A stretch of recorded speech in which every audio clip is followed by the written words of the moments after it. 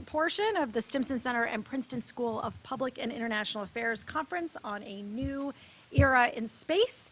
My name is Rachel Stoll. I'm Vice President of Research Programs here, and I also direct our Conventional Defense Program. While the morning session was focused on emerging actors and the challenges posed by their increased activities and competition in the space domain, this afternoon we're going to focus on global governance issues, identifying both opportunities for and barriers for countries to cooperate. Developing solutions is really a hallmark of the Stimson Center, and I am really happy to introduce one of our own who does this better than anyone, Bill Dirch, who is a distinguished fellow at Stimson with our Global Governance Program and has done extensive work on issues relating to arms control and disarmament in the space domain. Thank you again to those of you joining in person. Thank you online for bearing with us, and I will turn it over to Bill to introduce the panelists. Thank you, Rachel. So welcome to panel 2 of A New Era in Space. I'm Bill Dirch, a distinguished fellow here at Stimson. As Rachel mentioned, I'll be moderating this panel of actual distinguished experts. In alphabetical order, they are Ms. Ruth Pritchard Kelly at my right, who's principal at RPK Advisors and a senior advisor for regulatory and space policy at the communication satellite company Eutelsat OneWeb. Professor Julia Selman-Ayete, joining us on Zoom, is Dean of the Faculty of Law at the University of Cape Coast, Ghana, and a doctoral candidate at the Institute of Air and Space Law at McGill University. Colonel Agnello Violetti, Italian Air Force, is Space Attaché at the Embassy of Italy here in Washington, D.C., and former deputy head of Italy's General Office for Space. And Dr. Brian Whedon is Director of Program Planning for Secure World Foundation with prior U.S. Air Force service in space operations and fine-tuning U.S. tactics, techniques, and procedures for space situational awareness. So the previous panel addressed the multiplying uses and users of near-Earth space and the ways they impact lives and livelihood on Earth. This panel will continue and widen the discussion on the future of space governance and whether there's need for new, deeper, or broader global level efforts or agents to govern the use of outer space, and whether that's politically feasible, even if it's necessary. Use of space starts on the ground and involves a mix of corporate, subnational, and national government actions, what some people call polycentricity, plus international initiatives, principles, and entities, as any space project goes from concept and planning to construction, launch, functioning, maintenance, and disposal, or decommissioning. Along the way are multiple opportunities for mishap, including unintentional interference with someone else's assets or interests. Much of the first-generation effort to sort these things out in advance by the original users of space and various UN-affiliated bodies established basic principles of coexistence in orbit or on celestial bodies, banned nuclear weapons in space and nuclear testing in space, but not conventional weapons, established principles of rescue and liability, and so on. Between then and now, though, as you heard, the number of space actors and objects in space has increased exponentially. The private sector is much more involved in its own launch contracting and satellite deployment, and those satellites are being launched into low Earth orbit by the dozens at one stroke. In 2012, 134 objects were launched into space. In 2022, 2,478. Nearly 80% of those came from U.S. spaceports, and most of those were from the company SpaceX. So while space is the same as it ever was, as you heard in the last panel, human use of it is getting more complicated, and with human activities everywhere for all time, it has generated a growing heap of space trash. But unlike your county landfill, space trash is widely distributed and always on the move at orbital speed, 7 or 8 kilometers per second. Hard to catch, even harder to stop. So we have until 2 p.m. for the initial discussion with our panelists, and with the last 30 minutes open to question and observations from the audience. So let me now turn to questions for our panelists. for which I will invite one person to be the initial respondent, but all are welcome to join the discussion at any time. So, a two-parter to start with. Which, if any, current rules, regulations, and norms for space governance are adequate for a democratizing space ecology? And should initiatives build on the current framework or start over? And Ruth, would you care to begin the discussion? Small question, wide open. Absolutely not. My God. And you got a minute and a half? You go. Okay. Are they adequate? No. Should we start over? No. Good. That's Brian? Please elaborate. I mean, I think the world has changed so much in the 60 years since the 5 major treaties were done. They can't possibly be adequate. The treaties were developed in a time when it was inconceivable that most nations would be spacefaring. There were going to be 3 or 4. And rapidly, first we got private industry by the late 70s, right? And now we have individuals who are rich enough to build and develop their own rockets, their own satellites or objects or Mars missions, whatever. So it is such a different world, they can't possibly be adequate. And for the same reason, it's such a varied and different world. We can't start over and expect the USSR and the United States of America to sit down and come up with a new treaty. I commend the Artemis Accords. I think it's an amazing way to go about the new governance of outer space. But there's money in them hills. And that's not going to slow down the people who think they can smell a future for themselves. So the people are going into outer space, and they are not waiting for us to figure out the best way forward. Mm-hmm. Yeah, so I largely agree, and to expand on that, let's think back to what the purpose of the outer space regional treaties were, and it was largely to prevent the terrestrial arms race competition between the United States and the Union from extending into outer space, right? Both countries were really concerned about that, and that was the primary goal, and it worked, right? We did not have that did not happen. But along the way, they created these principles for how they thought countries would engage in space in the future. And it's fascinating to look back and think, knowing we know now, I think things got largely right, but they didn't know any of that, right? So they're very prescient, I think, in a lot of that. And there's things we'll get to in more detail, things like Article 6 with sort of the relationship between states and the private sector and the oversight that were sort of compromises, but generally worked out okay. The real issue, and I want to echo something that was mentioned by the keynote this morning, when, the question of why is the UN so slow? Well, it's so slow because the countries don't want it to go fast, right? And I'll make the same comment with regard to improving, updating the space governance regime. It has not done so because the states don't want it to do so, or have not wanted to do so far. If you think back to what has the U.S. position been on this stuff for the last several decades, the existing treaties are perfectly fine. We should be focused on how do we implement those existing principles. We don't need anything new.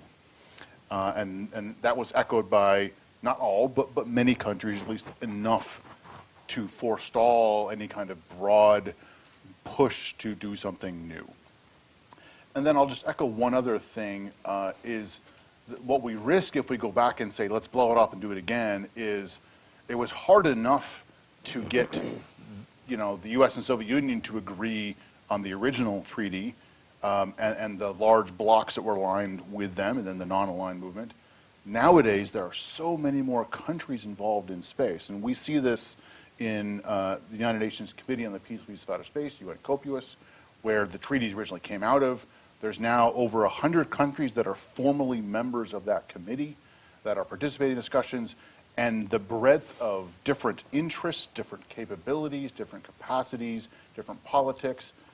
I cannot imagine getting all 100 of them to agree on a new set of core principles in any meaningful time frame. And there's a huge amount of concern that if we crack open the Outer Space Treaty, are we able to put it back together again? So I would definitely agree with Ruth. The question is not how do we rethink the framework and the principles. To me, it's more about how do we work on the interpretation and the implementation of those to deal with the changing nature and what we want to do there? Great. Noah, any? If I can, I completely agree with what Daniel was saying. Actually, as you know, I'm not really an expert in these areas, but so I have a much more a vision from my perspective. I work in the private companies with different countries every day. So it's like, first of all, I completely agree. It's like we need new rules, and it's fine. But there is no way we are going to have new rules and new setup in the UN approach that we have done so far. You know, it's all about, we always talk about collaboration, but I think there is a huge competition still in place. And it's not only, that's from my perspective, you know, between US and allies and Russia and China and whatever. It's also sometimes there is a competition inside between the countries of the same areas. You know, it's like, I come from Italy, and you know, European, in the same space agency, in the EU, it's like every day is, in the same space agency in the EU, every day we face problem among countries. Like, you know, every day it's like we fight France, Germany, Italy, especially because, you know, we are the three most advanced, and we are the most contribution in Israel, but it's like a day-by-day fight. So how can we pretend to have like a general rule starting from UN? I mean, that's impossible. So we should find, that's my, as I said, personal point of view, we should find different instruments to make it work. It's not about how UN is like, or COBOS or whatever, what instrument, if they are good or not. It's about how can make them work. And, you know, maybe you can talk about later, but there are many fora that are like starting nowadays that I've seen that are rising so fast. Maybe why not? We could use like this fora at a local, regional level, put all together and try to use their way, their approach in the COBOS. That's my personal, as I said, the idea. So that's. And Professor Julia Selman Ayete, would you care to join the conversation on this topic, or any other? Thank you. I tend to agree with what my fellow panelists have said so far. Definitely the current international space laws and the norms that we do have are not adequate. I think that's clear. The question is, you know, how do we get to a point of adequacy? I think most stakeholders agree that they're not adequate. I think what a disagreement is how do we get to or satisfy our objectives of ensuring that, for example, space debris is an issue that is adequately addressed. How do we get to satisfy the objective that all those nations and non-state actors that do want to engage in space activities have equal access? You know, the state of global space governance really is at an inflection point. The UN, the Outer Space Treaty, you know, is a very good foundation. It's got us this far, about 55 years.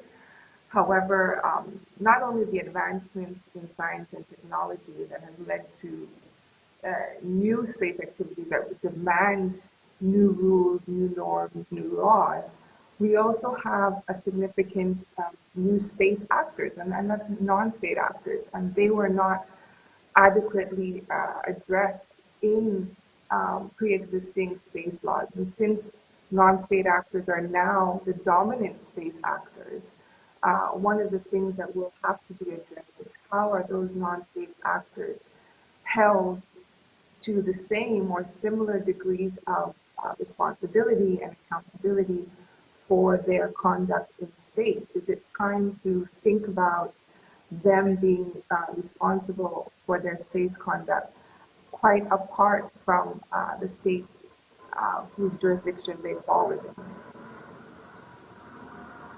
Thank you very much. I actually have a follow-up next question I would like to address to you as well.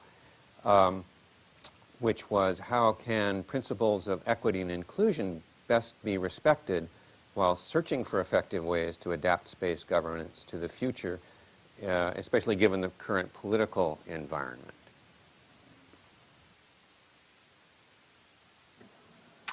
Yeah, that's a tough one because if we're being honest, quite the majority of the advancements in space science and technology at the moment is occurring in the global north. And there, as an argument, has been made by some individuals, academics, policymakers, that if entities of states in the global north are putting in the majority of the research, the technology, the gathering the data, undertaking the activities, the financial and physical risk, for example, then this idea or this conceptualization of fair distribution is something that really needs to be discussed. However, we have to bear in mind the principles of the Outer Space Treaty that demands that outer space is used in the interest of all nations. So really, we have to sit down at the table and figure out a way in which there can be opportunities for contributions from the global south, knowledge sharing, active participation, and a fair and reasonable agreement on distribution of, for example, resources obtained in outer space that take into account the efforts of the major spacefaring powers or major commercial space entities, but equally give due regard to the interests of other space entities or states that are not considered to be a space power, but have every potential and capability of being so, and should not be left, in the dark or in the wind, when they do get there, that there's nothing left in outer space, or outer space is now inaccessible. So it's not an easy task, but it's something that can be done with the right mindset and the right actors and the right attitude at the table. Thank you. Panelists? Well, so I'll add on to that, and I fully agree that this is the big challenge, and we see it reflected in the discussions in places like COPUOS, again, where there's a very large number of countries that are participating, again, with lots of different capacity and levels of socioeconomic development and interests. One of the questions, though, is, what is actually valuable in space is a huge question to debate. And we see, claims of, multi-trillion-dollar asteroids and all this stuff. I got to say, if somebody grabs that much platinum, guess what's going to happen to the price of platinum, right? And it may not actually be worth $1 trillion. And you may be able to make your house out of platinum after that because it's going to be just so cheap. So there's that. People think about the moon, and lots of discussion on that. The most valuable thing on the moon is water, because it means we don't have to bring it with us. Mm-hmm. And we can use it to, keep people alive on the moon and create rocket fuel on the moon instead of bringing all that rocket fuel from the Earth to the moon. That is not a resource that is going to be valuable to ship back to the Earth, because we have much, much more water here on Earth than we have on the moon.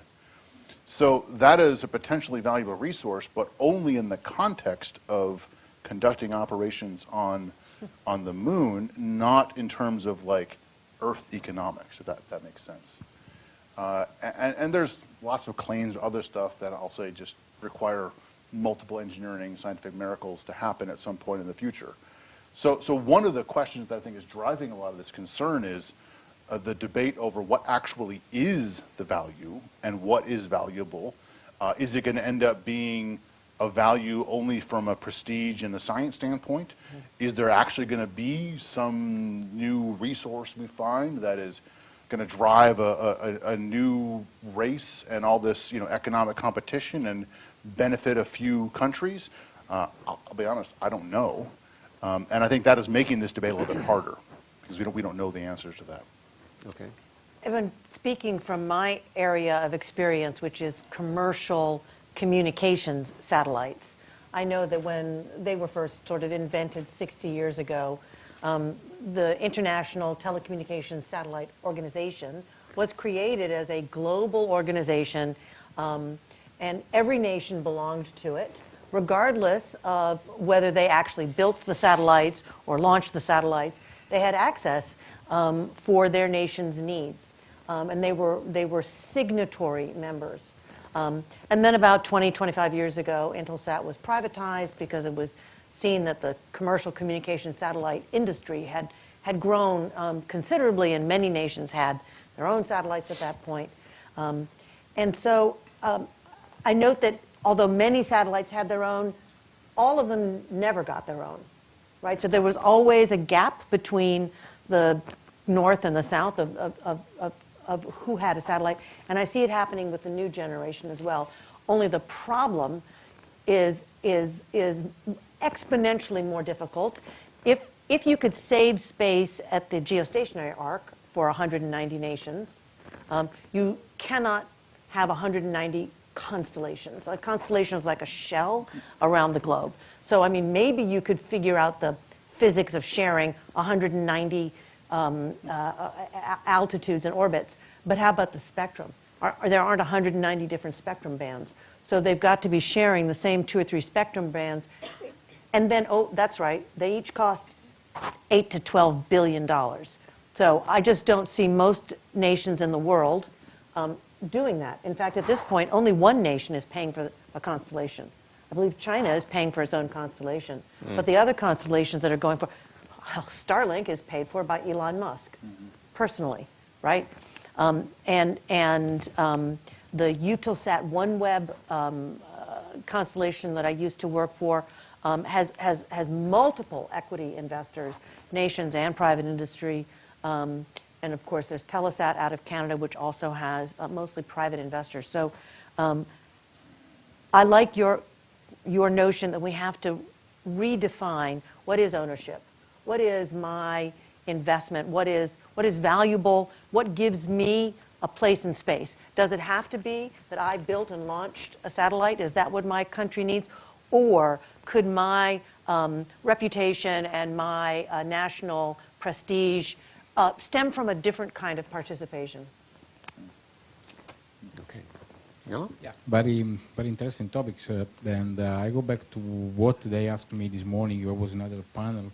They asked me if I think that in the lunar economy, we are going to have revenues. We are going to have like kind of revenues for the private company, for the states, on this cross-contamination that we are having, having a space, no space activity and space activities. Now, it's coming back to you first of all, redefine the rules, yes, but I think we are going to the moon, we are going on CLD. I mean, we are, there is no way, we are going there. It's like, it's something that we cannot stop. So, we are committed.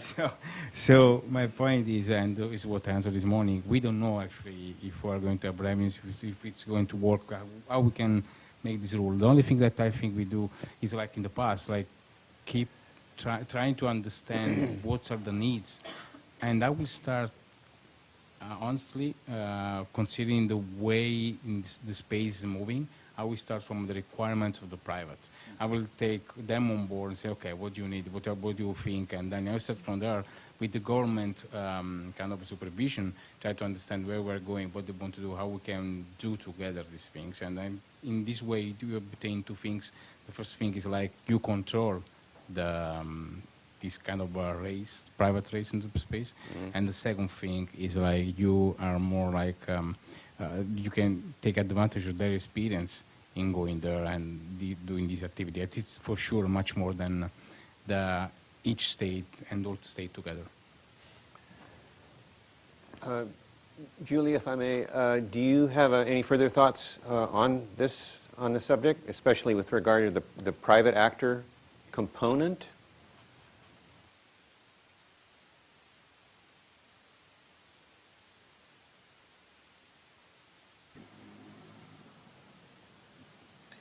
Yes, in regards to the private actor aspect, you know, one of the things that we started this conversation with is, are the laws and regulations and norms adequate? Do we need something new?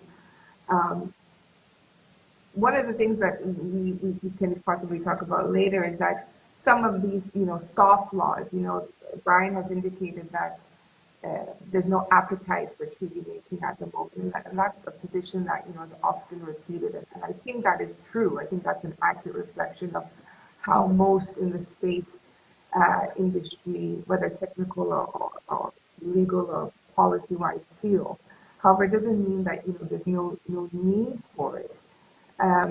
These soft laws that many suggest is the right way to go are increasingly being either led by non-state actors or heavily influenced by non-state actors. Now, part of that is a good thing. Non-state actors have a degree of technical knowledge that lawyers and policymakers don't have, so they can bring that technical knowledge to the development of norms.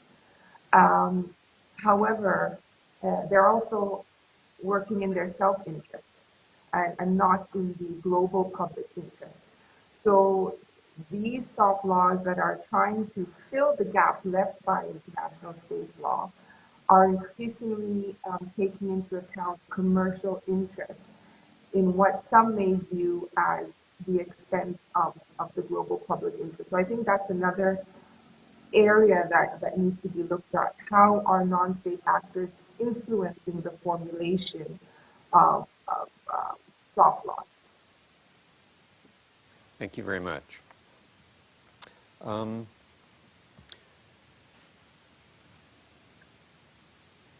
So, Brian, you wrote about the prospects for an international ban on destructive direct ascent anti-satellite weapons.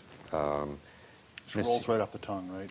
Yeah. Yeah, so we're going to call that DA-ASAT in a series that Stimson published in advance of this conference. So can you talk about what an agreement might look like in that area, and maybe go back into maybe some of the history of the problem and bring us forward on that? And there's some of this discussion on the first panel this morning, but since about the 1980s, the major security debates when it comes to space have been focused on this issue of weaponization of space and the prevention of an arms race in outer space. And that's largely taken place within the Conference on Disarmament, which is not officially part of the UN, but it's like a body that talks about arms control and biological weapons conventions and all sorts of other things. And there's been this very heated debate there over this, largely over this issue of what is the weaponization of space and what does that entail and how can we stop that? And in part because of the politics of that debate internationally, there hasn't been any movement since it got started in the 1980s. In fact, there was a long period of time recently where they couldn't even agree on an agenda to go forward. So there's been a shift recently, and that shift has been, instead of talking about banning weapons in space, can we talk about the broader issue of threats and how do we reduce those, and what is the tool set, not only just including legally binding measures, but also voluntary norms and potentially other means. So for the last 2 years, the United Nations has run what's called an open-ended working group, which is a UN jargon, which means that any country that is part of the UN that wants to participate can, as opposed to other processes that are limited to a certain number of states or a certain number of regions. So there's been an open-ended working group on reducing space threats and how do we deal with that. It sounds like a very wonky, again, UN sort of a thing. It was meeting twice a year for 2 years in Geneva. But we talked about this morning in the first panel. It was actually very useful.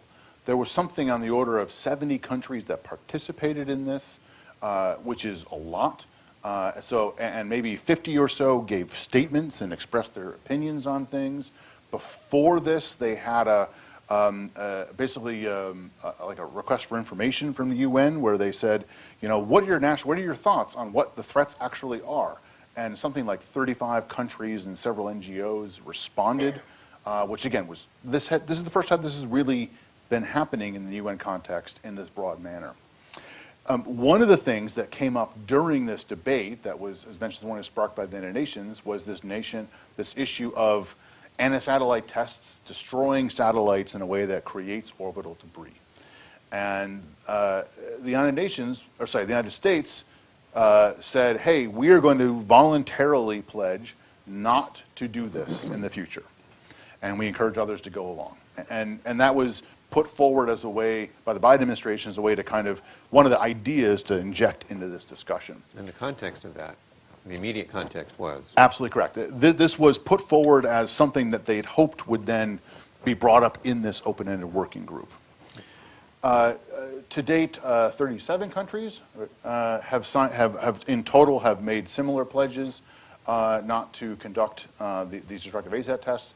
And so the question is, what comes next? Because it's all just voluntary. Both my colleague Victoria and I have written about this, about could we go from this potentially emerging norm that, hey, you know what, deliberately destroying satellites, and as mentioned earlier, you know, throwing your trash in your neighbor's backyard and your own backyard may not be a wise idea, appears to be gaining some momentum. Could it eventually go from a voluntary moratorium to something legally binding?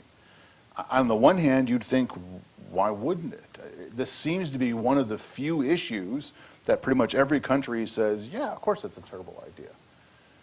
So why can't we go about it? Well, there are still some technical issues, right, with how would you verify that kind of a thing, and there are some countries for which verification is really important. It also turns out that the same kind of weapons you use to blow up satellites are also useful for certain kinds of missile defense. And there's a fair number of countries who are concerned about somebody else lobbing missiles at their country. I mean, look what's going on in the Middle East at the moment, and there's been a missile war going on between the Saudis, UAE, and Yemen for the last several years, which I think has escaped a lot of attention. So those are issues, but there's also the geopolitical angle, and that's really, really, really challenging.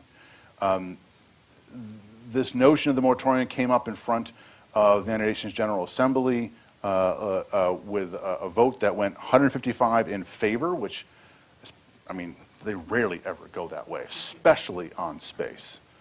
But Russia, China both voted against it, with several of their, I'll say, geopolitical allies. India abstained, and I'll note that India conducted its own direct-to-sending ASAT test in 2019. So there are some politics to work through, and one of the things that we're hearing is this notion of, well, if we make this legally binding, is that it, right? Is that the only thing we're going to be able to do? And once we have an agreement or a treaty on this notion of the ASAT testing, are the big powers not going to want to talk about anything else? So there's a concern there that, well, maybe we should make this broader and bring in more issues. There are concerns about, is this going to lock in those that already have this technology, and we're going to end up like the Non-Proliferation Treaty, where you have the ASAT haves and have-nots, and there are all these geopolitical issues. But I will say, it seems this is emerging as something that pretty much everyone can agree is a terrible idea, and it is one of the few things that we can actually verify whether or not anyone is doing it. And so, for me, it's on the short list of things we should at least be talking about as we think about legally binding instruments and issues going forward. Great. Yellow, any thoughts? Yeah, if I can add something. Before I was saying that this EU discussion, EU rules are like kind of weak. We need to find some solution. I think the open-ended working group that Brian was talking about is really useful. I mean, it's like it's a system, a forum. It's like a group that is like actually started to think about how we should protect the our constellation, our satellites, our infrastructure, space infrastructure, to be more safe and secure. It's a reality in the space now. It's an operational domain. It's like so. The NATO has declared it is alongside with land, sea, air, and cyber. So it's something that we should face every day. So creating this kind of group, creating this kind of general consensus, maybe could start really think in different way. We have never done this in the past with other domain, maybe the space is the the contest is the area, is the domain where we should start to think altogether a little bit safe. So, and I can tell you that in Italy just was agreed from the beginning, but actually after the working group, we start to have many discussion at the local level about how we could change strategy, how could protect, how would be more efficient in something. So it's like makes you think, makes you think in a different way. So very welcome to this kind of opportunities. Okay. Julia, any contributions on this side of the discussion?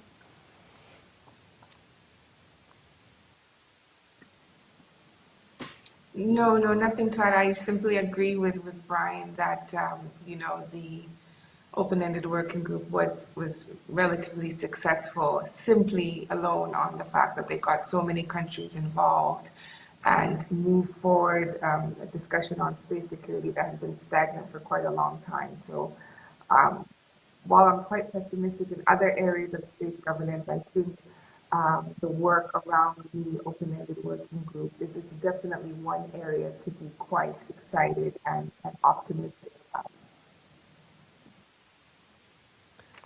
Okay.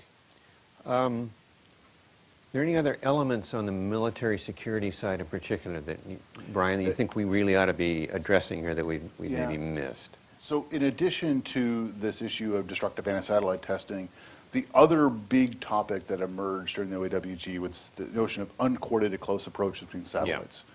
So I've got a satellite in space, and Yellow builds another satellite, and it comes close to mine, and I'm wondering, what's he doing? Is he taking pictures? Is he listening into the signals? Is he preparing to attack me?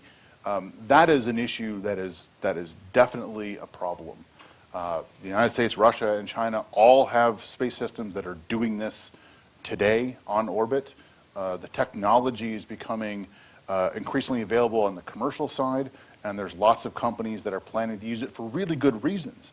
The ability to inspect, repair, refuel satellites, tow dead satellites, remove debris, lots of good uses, but it has this other dual use.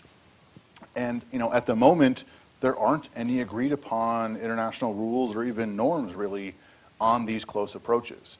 And as more countries are using space for military and national security benefits, they're getting more concerned about how do they protect their satellites. So that is an area that remains unresolved. There was definitely a bunch of discussion about it at the OAWG, but no solutions. Turns out it's really hard to define too close in space because orbital mechanics, I'll just leave it at that. I can get more if you want, but it's very complicated. And nobody wants to talk about it because they're all very sensitive or classified systems, and that is a real big issue that we need to continue to work on. Ruth, any thoughts on this side of things? Not really, although on the previous subject, I think of Shakespeare's Pound of Flesh. So I don't think anyone objects to a nation gaining anti-satellite experience, but they have to do it without creating a pound of debris flesh. And I think, that's the impossibility, yes? Interesting. Okay. So what about the concept of some sort of multi-agent monitoring and potentially publicizing these kinds of approaches, or watching on-site, on-orbit servicing, and these sort of, so that it's not something that is in the dark, as it were, at least not more than half the orbit. But we're getting there. I don't think it's in the dark now. I think there are even private individuals that are watching and telling people on the internet, China approached his own satellite and did something, and a year later, one of them deorbited. I mean, it's not like there are a lot of secrets up there. Well, there are a few, there's much fewer than there were. Okay, yeah. But in terms of some sort of officially recognized and consequential monitoring of these sorts of things, I mean, there's some reputational value, I guess, to being known not to be doing this on the sly. it might be able to worm around the classification problem. I mean, if you want to approach your own satellites, great, but anybody else's, something that's not yours, issues of consent and publication and advance notice, anything like that, such that if that doesn't happen, then the whole community has a little bit of early warning at least. So two things on that. One, there has been some progress in the private sector on developing best practices, norms, standards for this kind of a thing. There's a commercial consortium called CONFERS that, we helped create under a DARPA contract that is now off and running on its own, that have developed an ISO standard on how to do some of this and how to be transparent, and they're working on multiple additional standards. So that discussion in the commercial world is going on. But that's not happening in the military, national security world, at least not between countries. On the monitoring, or what we use in generally the space situation awareness is the broad name given to that. There are some technological challenges, but none of them are showstoppers. The problem is trust and political will, right? None of the major powers want to trust data that is coming from the other rivals and put it all together in one big thing. So what we're seeing is, instead of one big unified monitoring network, we're seeing multiple regional and private monitoring networks that are popping up. So the US, of course, has good capabilities. The EU has their space surveillance and tracking program. China has their own thing. Russia has their own thing. Japan is working on stuff. Many, many countries are working on either their own stuff or contributing to one of these bigger things. There's now more than a dozen companies that are having their own networks of radars and telescopes. And to Ruth's point earlier, there was just an article yesterday. A U.S. commercial company pointed out that a Russian satellite we all thought was dead came to life and maneuvered to go get close to another Russian satellite. Right? So everyone's kind of like, that's interesting. So there is much more of this, but I'm skeptical of it evolving into a single entity. What if somebody's generative AI decided to take that on its own? And to start imagining things in space? No, well, maybe. Or I'm just saying in terms of consolidating all these scraps in some way. Maybe, but legitimated or there's not. Still a trust question there, right? Yeah. Well. Sure. I think it's not about technology, AI, or whatever. It's about, as Brian was saying, it's about willing. It's about. I mean, I think.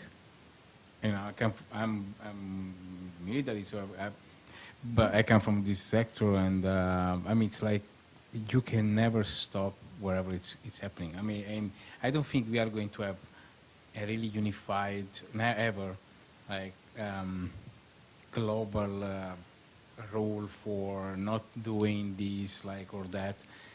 You could like mitigate the approach. You could like set standard rules.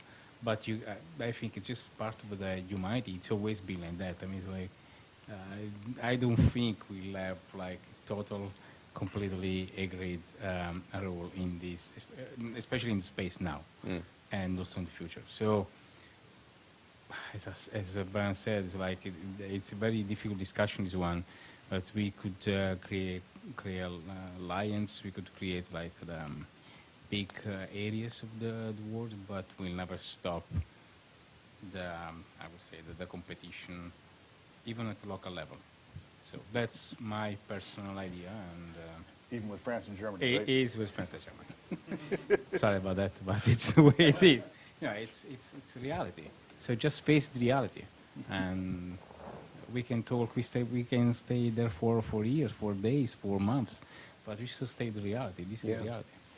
Well, and sorry if I said that, but it's well, that kind of leads me to an observation based on my bad habit of reading a lot of science fiction and watching The Expanse and other things, and that is that the territorial state, however powerful, is still territorial, right?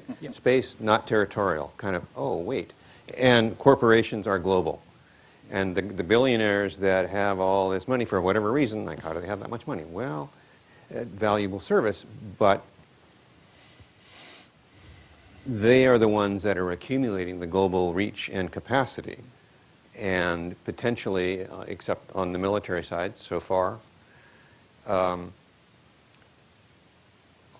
seen to be more and more responsible for many aspects of the use of space and the space value provided to the Earth. So how do we project that? And I'd like to hear from all of the panelists on this. How do you project that going forward, say, another 20 years? Back 20 years, a completely different environment. So 20, 30 years in the future, the corporate versus government and corporate governance versus public governance balance in this area in particular. We could extrapolate it down to Earth, but I'm thinking space in particular. Anybody want to start? Ruth? Wow, that is truly a really interesting question that I have not thought a great deal about. I have thought that the laws, a great leap forward in the governance will require an event. It's often the case that you need the Titanic disaster before laws about sharing radio spectrum actually come to fruition.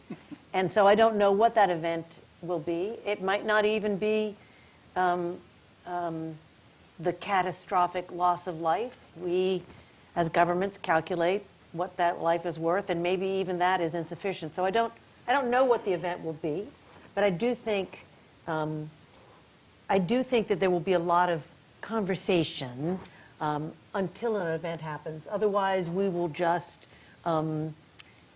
work our way into outer space until something happens. You know, that's not a direct answer to your question, but only because I haven't thought about your question before. Yeah. But don't you think that Elon Musk is already the event and the SpaceX? So I do think that Elon Musk is both adored and hated, I think, in equal parts, both him personally, but also his launch vehicle is not well liked by Europe. His car is not well liked by Europe. And his constellation is probably not well liked by Europe or the Chinese. On the other hand, Or the he's Russians. incredibly successful. And people around the world do like success. But I also think it's very much tied to him personally, in a way that, for example, Amazon's Kuiper, I don't think of it as Jeff Bezos's personal project.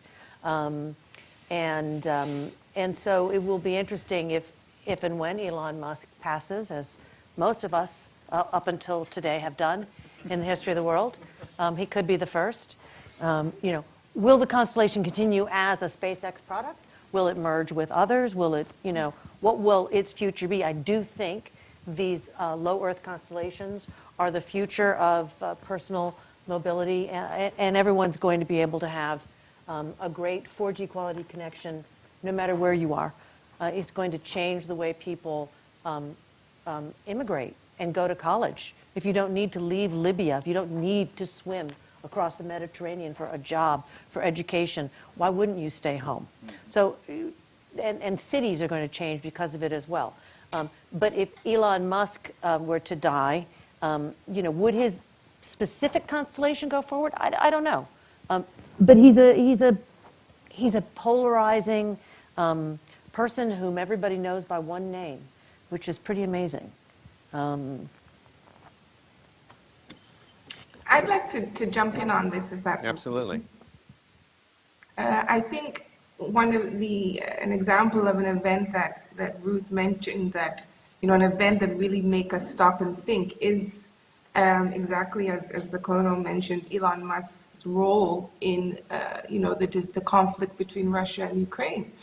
If you really putting aside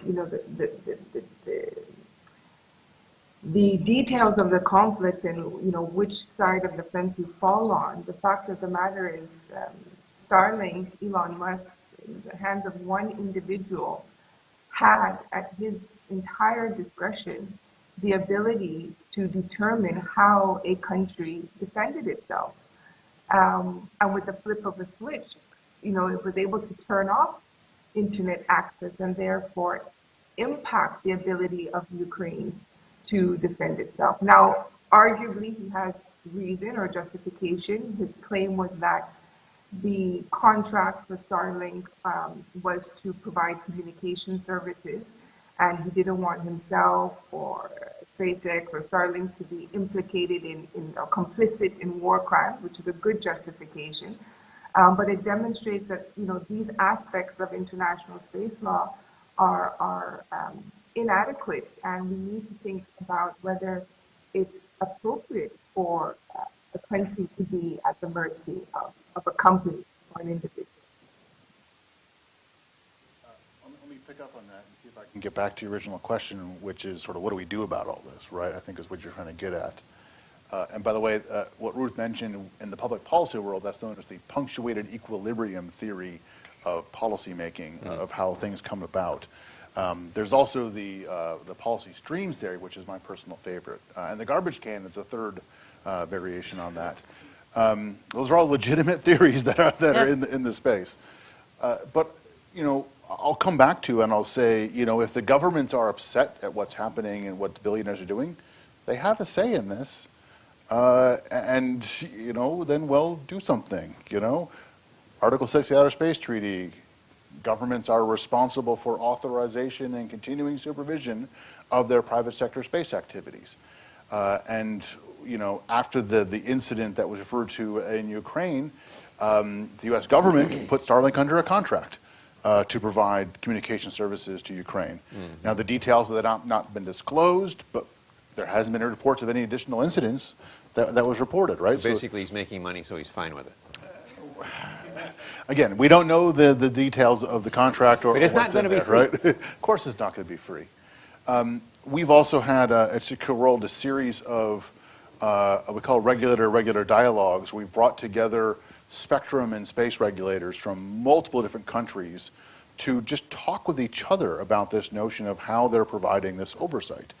Because while Starlink has its initial license to operate from the United States, every single country where they offer Starlink services, SpaceX needs to get a landing rights license from that country.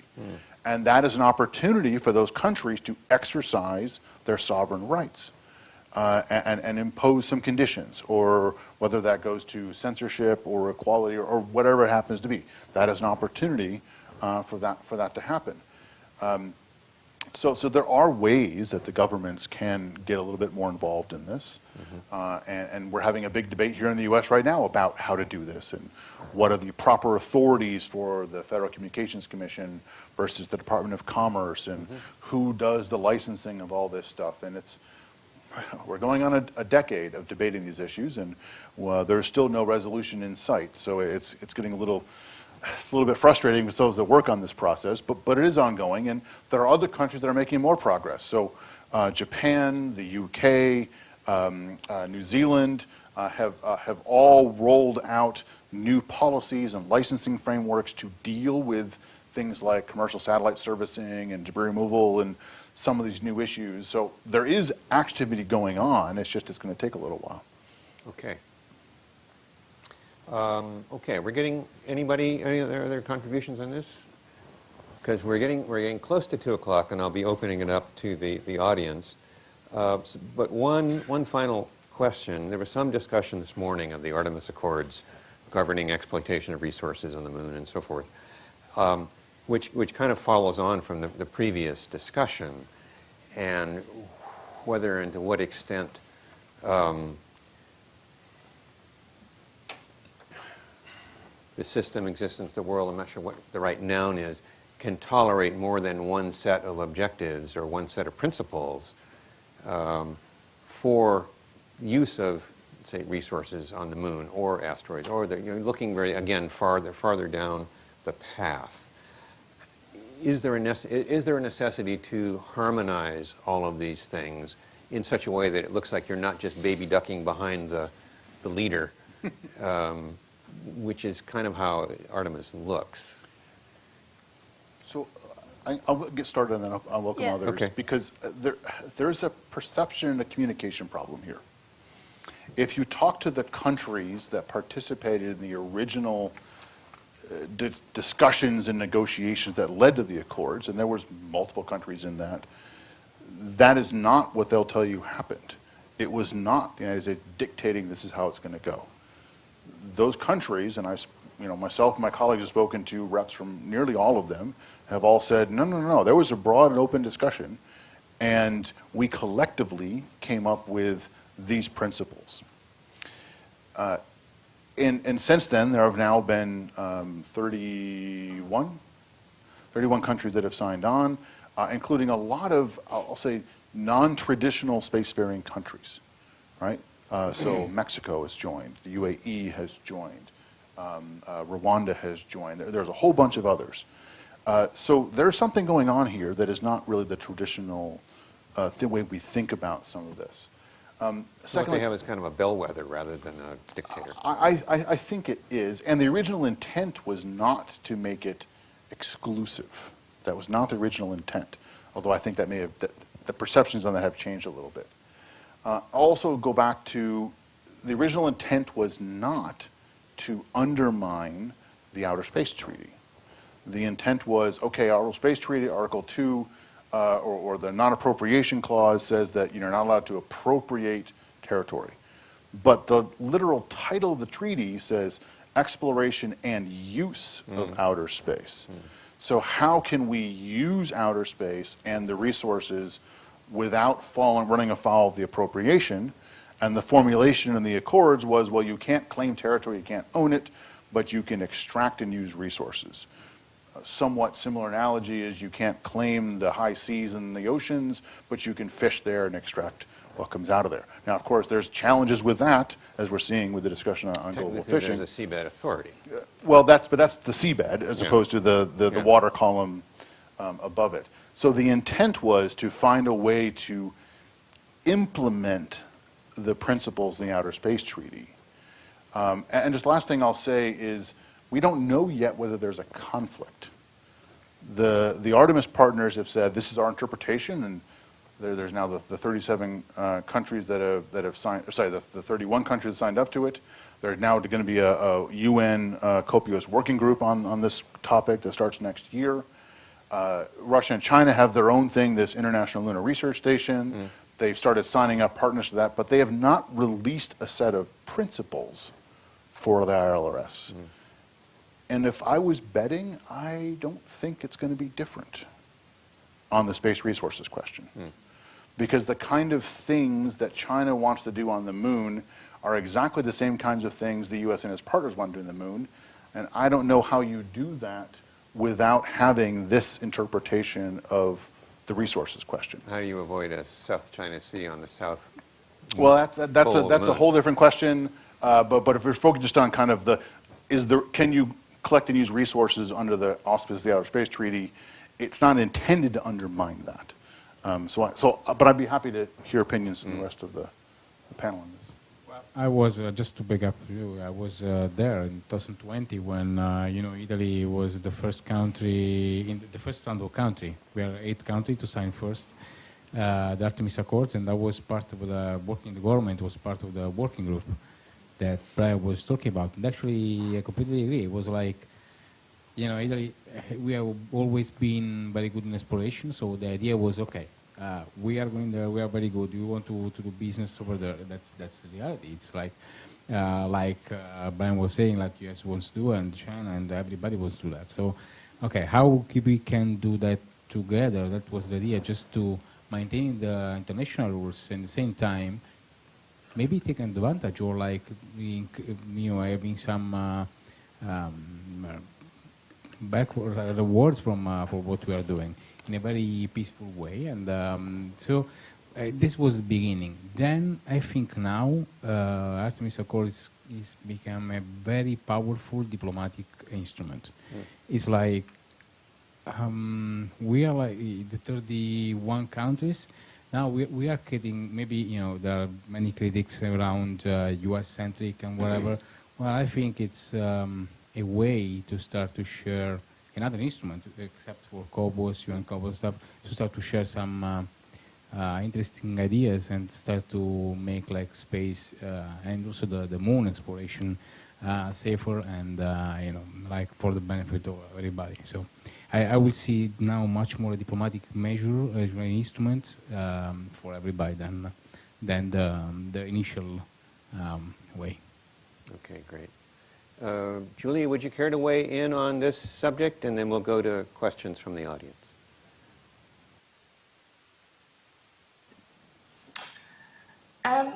I think one important point that underpins the Artemis Accords is this issue of outer space as a global common. Brian has indicated that the intention was not to undermine the outer space treaty, and that very well may be the case.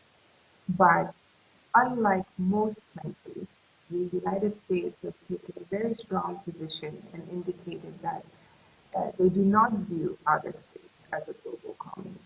And on that basis, they have adopted a bilateral approach to these Artemis Accords, whereas traditionally, governance of outer space or norm generation has been taken or took a multilateral approach, precisely because of this view of outer space as a global common. So it will be interesting to see if, as time goes on and more countries sign the Artemis Accords, whether this traditional or historical view of outer space changes. One other thing is that the Artemis Accords do not apply directly to non-state actors. They apply to NASA and other countries' space agencies. So if NASA, for example, decides to partner with non-state actors in terms of projects on the moon or Mars, etc., they will have to sign other contracts, and they would have to presumably mirror what is in the Artemis Accords. If they don't, then that will also lead to some issues. So, it's one area to keep an eye on. Thank you very much. Ruth, did you want to? Okay. Okay, good. Questions from the audience? Yeah.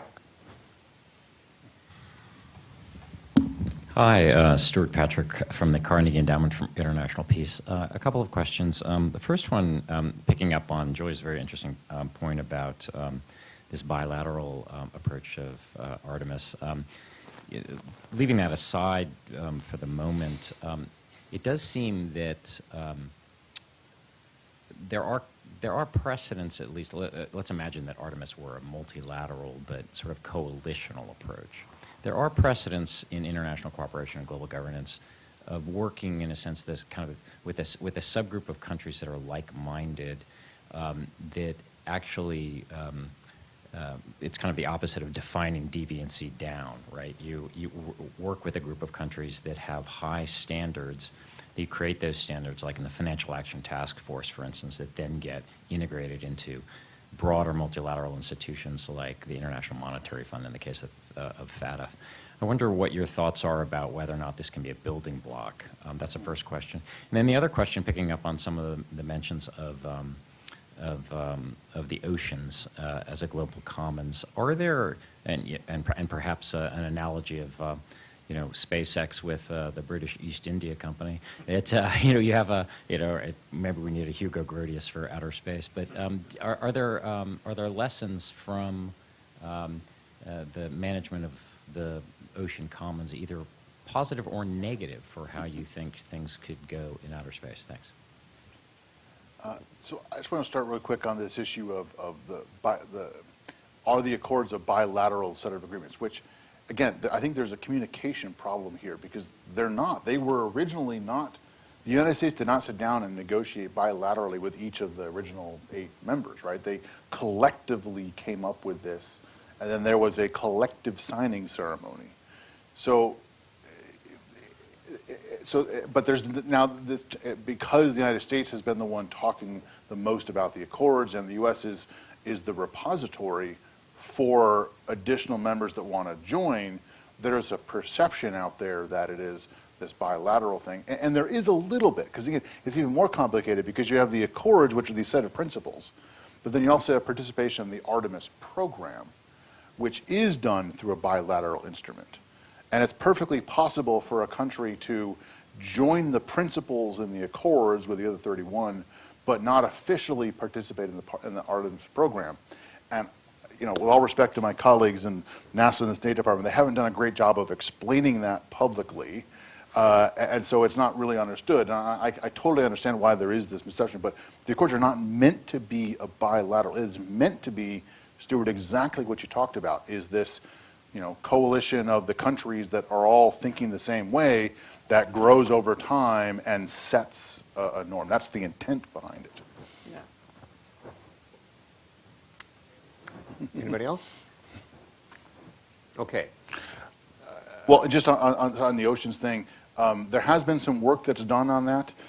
We had a research fellow last year that looked at this issue of, is space a commons, and they looked at governance approaches to lots of other commons issues and how they may or may not relate to space.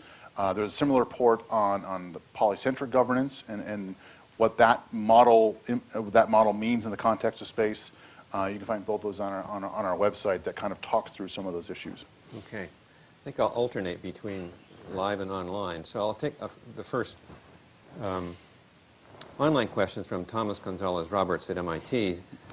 Who should administer international coordination for orbital and spectral use in low Earth orbit?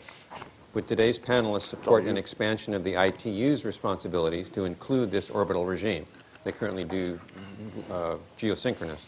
What guiding principles frame your thoughts on this issue?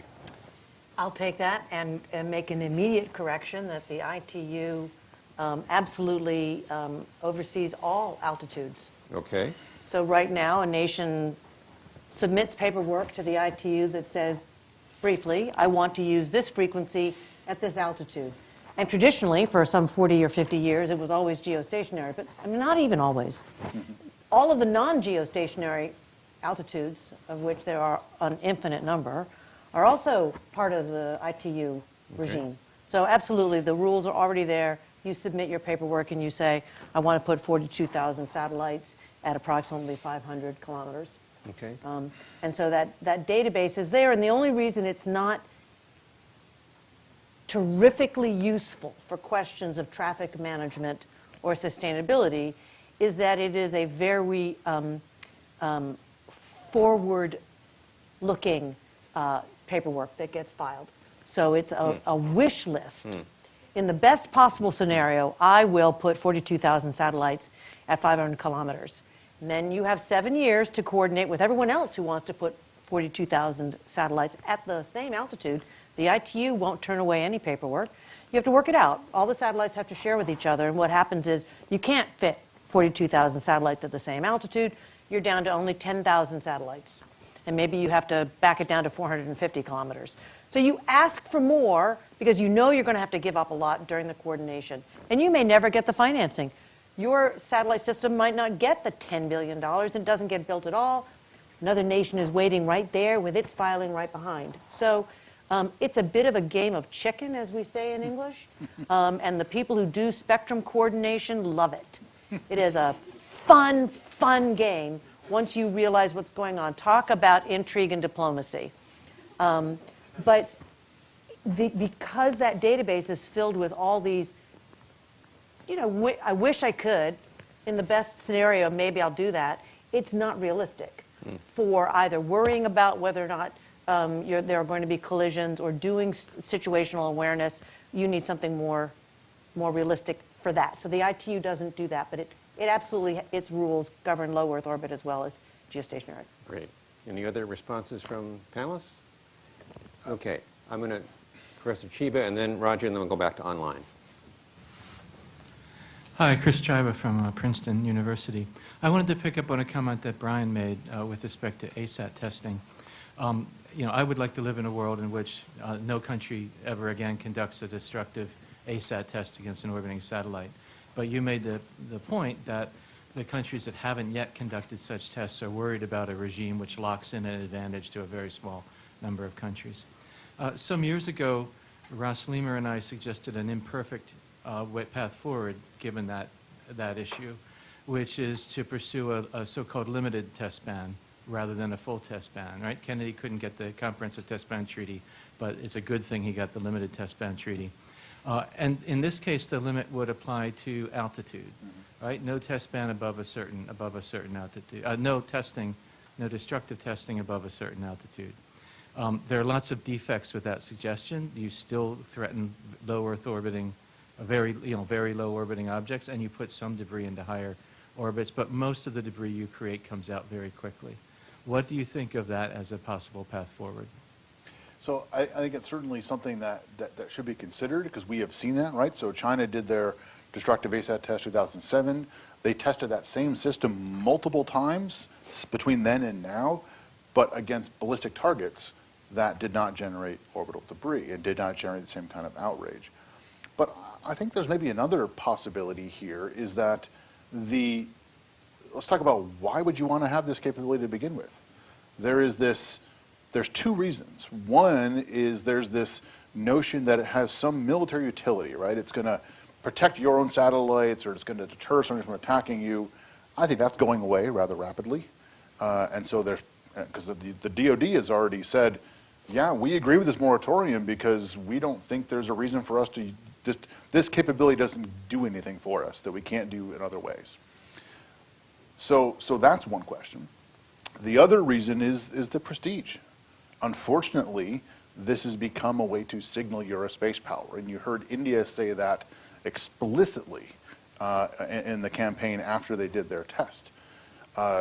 So I think one other way is if you can get to and undermine both of those rationales for why you want to test, now there's no more reason really to test, and I think that's another way to get to it, right? Is instead of trying to carve out, which is, again, I'm not saying one solution is better than the other, but there's can we come up with a formulation that, has enough carve-outs that we can get agreement, or we just undercut all the reasons why anyone would want to do this, and then get agreement that way. So I'm not sure which one of those is better, but I would think both those are on the table.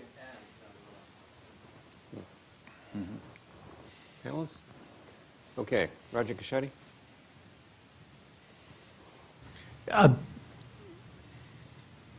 At the absolute peak of the Cold War in 1972, President Nixon and General Secretary Kosygin signed an agreement while American jets were bombing Hanoi and MiGs were buzzing around, shooting down American jets, to agree on space cooperation in what eventually became Apollo-Soyuz.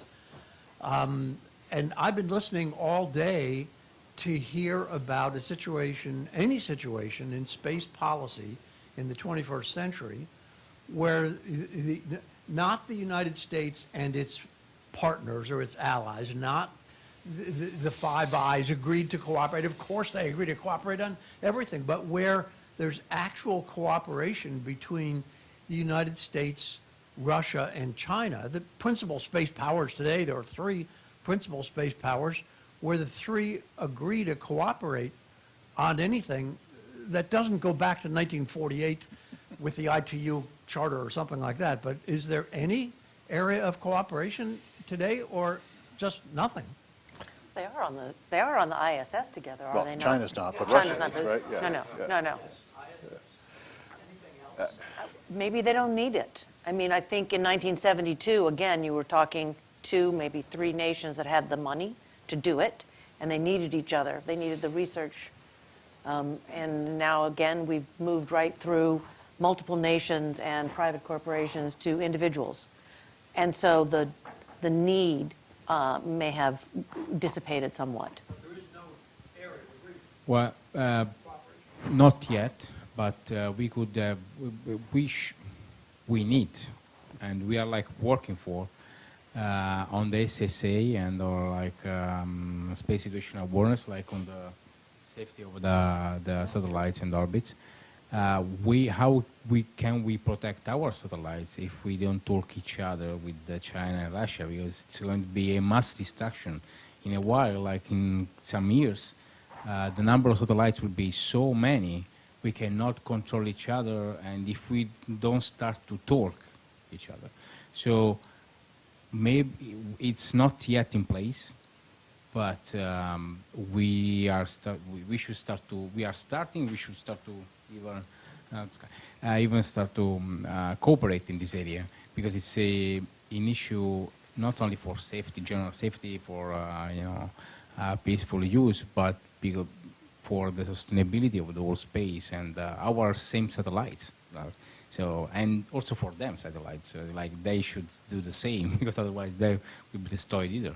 So that's could be another cooperation. So the only area where that is happening, was mentioned earlier, is on the planetary defense. There is a little bit of discussion and cooperation. I mean, I agree with you. We should be thinking of that. The challenge on the Russia side is Ukraine, right? When they originally invaded Ukraine back in 2014, that prompted a set of serious sanctions from the U.S. and NATO, and then as a result of that, Russia then became this massive obstructionist force in all of the UN space discussions, just trying to destroy everything and blow everything up. And that has not changed at all. In fact, it's gotten worse with the re-invasion of Ukraine in 2022. On the China side, the Department of Defense has tried to open up discussions with China multiple times on close approaches, on space security issues. No response.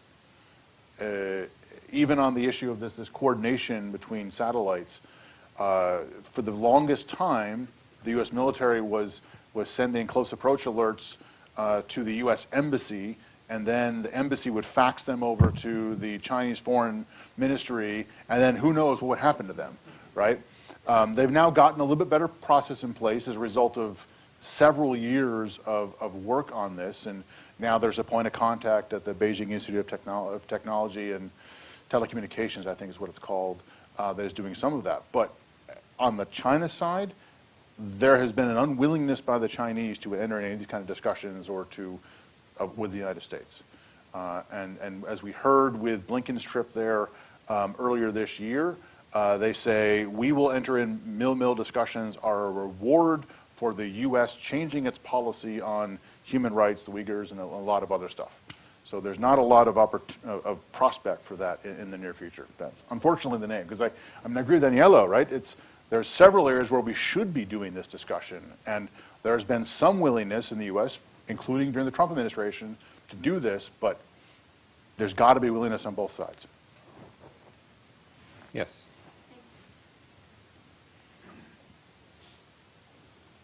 Thank you very much. I'm from Princeton University. It's just a follow-up for Mr. Patrick's question on whether it's bilateral or multilateral, the Artemis. Because if you talk to people at the United Nations, they have a big issue with calling it multilateral. They call it a club because it's an invitation. You have to get an invitation from Washington to go and become a member or even to negotiate the principles. So do you see the United States at any point accepting to enter a multilateral process at the United Nations to find a new kind of updated outer space treaty or any kind of rules of the road for the future? Thank you. Let me clarify. The term I should use is minilateral, which is a term that I've heard used because there were multiple countries, but you're right. It was not done multilaterally through the UN where all countries could participate. So that is going to change. So the United States has said that it is going to bring up discussion of the accords and the principles within the United Nations. As I mentioned, the UN Copious Legal Subcommittee has agreed to create a new working group on space resources. They are going to be meeting and discussing these issues, specifically space resources, next March, April timeframe. And that's going to be occurring under the auspices of UN Copious. So there is definitely some discussion of these that is going to be happening. Great. So I'm going to take one final question from online, and Julia, perhaps you could be our lead respondent on this. It loops us back sort of to the front end of the discussion. International legal regimes fade away or collapse when they have outlived their utility. Do you recognize any of the signs of that irrelevance? Perhaps the inability to effectively govern the orbital space commons by preventing its pollution, or the way the Artemis Accords attempts to elide the unambiguous non-appropriation language of the 1967 Outer Space Treaty.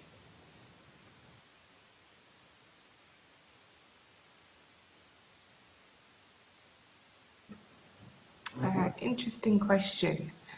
At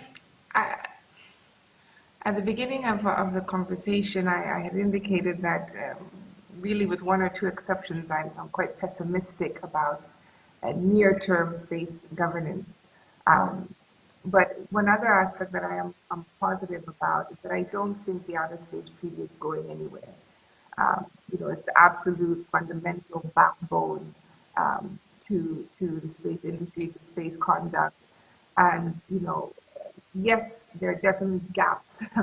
that goes without saying. But I think if we were to disregard it and try and create a new treaty, or even try to open it up for amendment without specific, clear parameters as to how that would be done, I think it's asking for a lot more trouble than we're currently in.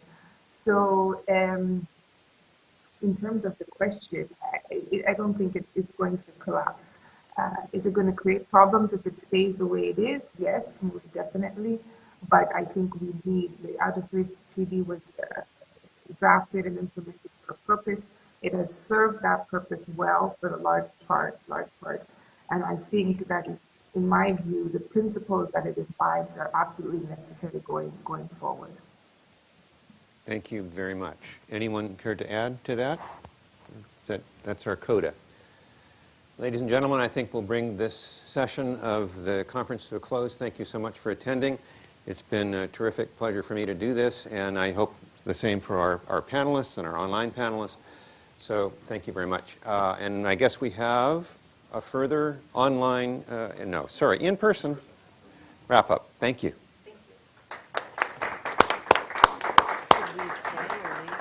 Stay.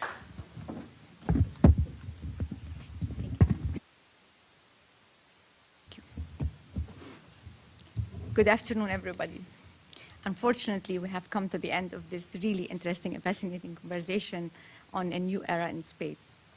That was a small step for us, but I hope that it will inspire leaps in the discussion, management, and governance of space in the near future in order to keep our outer space safe, sustainable, and peaceful, as Dean Jamal said this morning in her opening remarks. This conference came out of a passion for space and appreciation of the endless opportunities space offers to the future of humanity, but also it came out of concern about what is happening in space now, and we heard today. As we heard today also, the challenges of space and in space are many, and it's critical that we get it right. Last year, I organized a conference on space at the United Nations with my colleagues, and my colleague and friend, the ambassador of Austria. Many of our colleagues thought we live in a parallel universe when we sent the invitations. The Ukraine war was raging on the ground and in the General Assembly Hall. The pandemic was still with us, and a debt crisis was threatening many developing countries. And here we were inviting people to talk about outer space.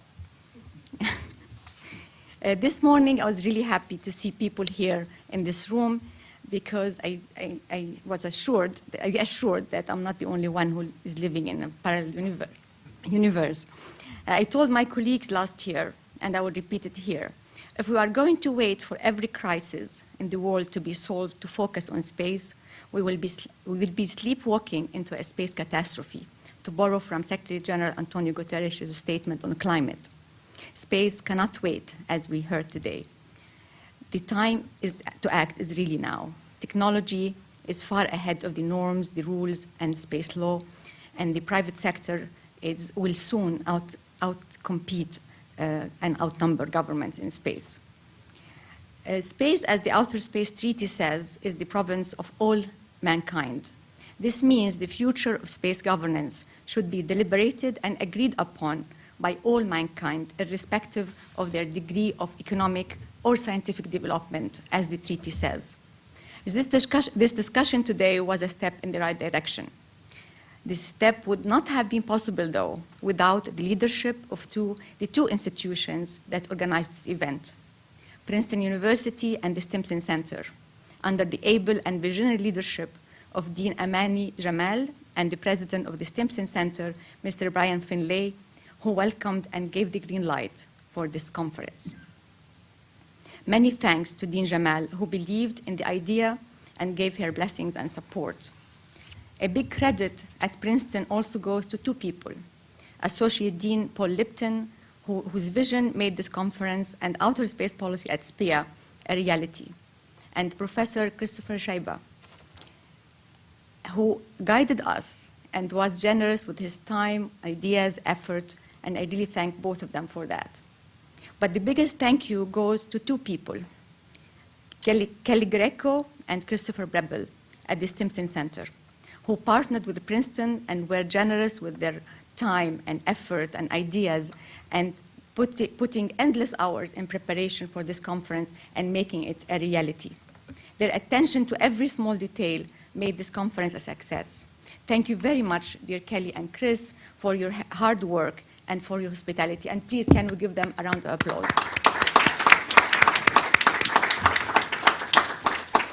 I would also like to thank the moderators, Ms. Rachel Stoll, Vice President of Stimson Center, Mr. Jeff Faust of Space News, Mr. William Dirch, Distinguished Fellow at the Stimson Center, and again, Professor Shaiba from Princeton University for their able steering of the panels. Many thanks goes to the speakers who inspired us and enriched the conference with their contributions, especially our keynote speaker, Undersecretary General Izumi Nakamitsu, and the in-person speakers from Germany, Japan, and Italy, and those who joined us virtually from India and Ghana. Last but not least, many thanks go to Evan Cooper at Stimson for his tireless work to ensure success of the conference, and to Heather Evans at the Princeton University for her support. And my everlasting gratitude goes to my friend Barbara Slavin at the Stimson Center, who introduced me to people here at Stimson. Thank you very much for attending, and I really hope that this is not the last conversation we have on the subject. Thank you.